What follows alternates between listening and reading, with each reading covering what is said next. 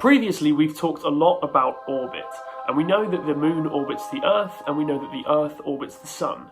But that is just one very small cog in the great machine that is the solar system. Over the next 3 weeks, we're going to be taking a tour of our interplanetary neighbourhood, stopping off at some of the most awe-inspiring destinations, and finding out a lot more about what's really out there.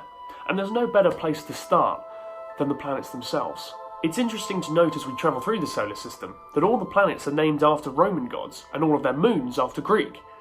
But nothing in the solar system is named after Norse gods. That will have to change. Our first stop is Mercury, and if we are taken off from the Sun, then so far we've travelled 36 million miles. And if we were travelling at the speed limit here in the UK, which is 70 miles an hour and nothing more, then it would have taken us about 58 years to get there. It's a pretty long way. Are we there yet? Shut it! Mercury is the closest planet to the Sun in our solar system, and therefore has the shortest year. It only takes 88 days for it to do one full orbit of the Sun. But just because it's the closest doesn't mean that it's the hottest, though it does have the most varying temperature of any planet in the solar system, ranging from about minus 180 all the way up to 430 degrees Celsius. Mercury is also the smallest planet in our solar system, just over a quarter of the size of Earth, and therefore has the smallest gravitational effect. So if you want to feel 60% lighter, then this is the place for you. And as we leave Mercury, we head towards the second planet in our solar system, Venus. Now, Venus is about twice as far away from the Sun as Mercury was, approximately 67 million miles away.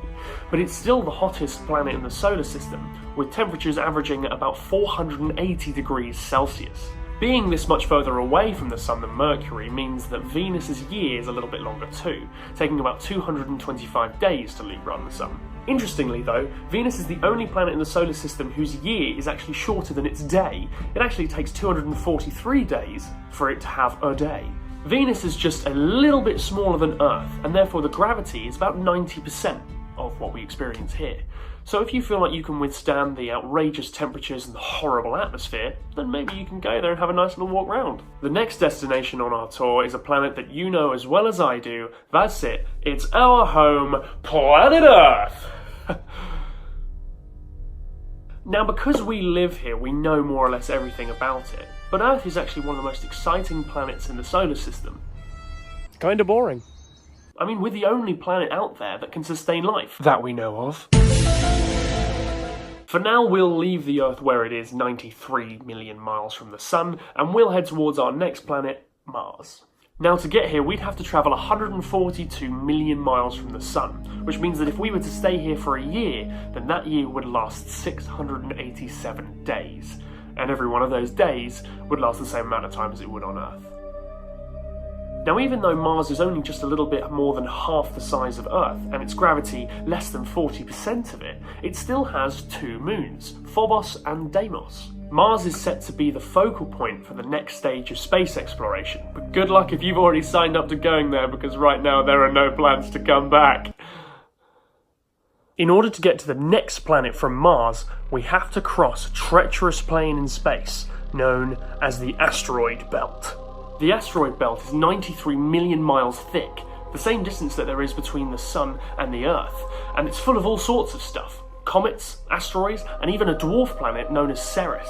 And as we emerge from the chaos of the asteroid belt, we find ourselves in the land of the giants. The first of the giants that we encounter is the gas giant Jupiter. 11 times the size of Earth, enough room to fit 1,300 Earths inside it. 160% more gravity on the surface. Jupiter is colossal.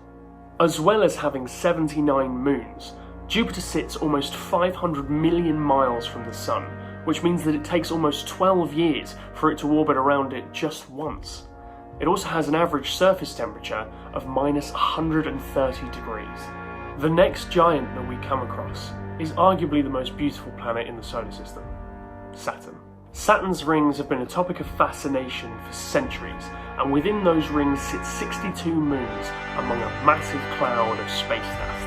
Orbiting the Sun at a distance nearly 900 million miles, it takes Saturn 29 Earth years to experience 1 year of its own.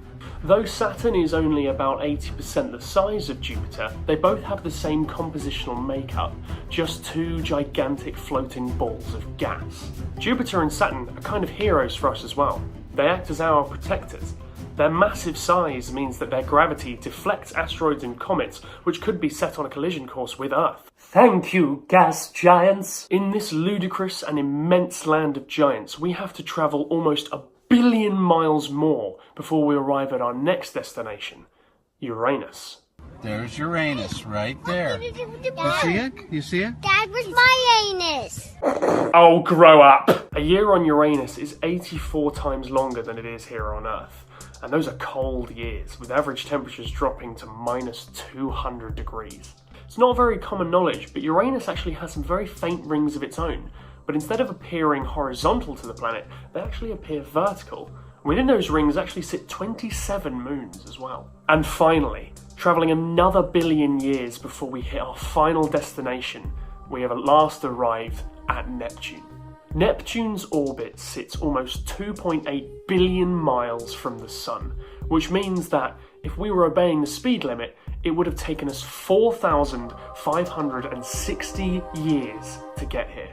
At this distance, it takes 165 years to get around the Sun just once.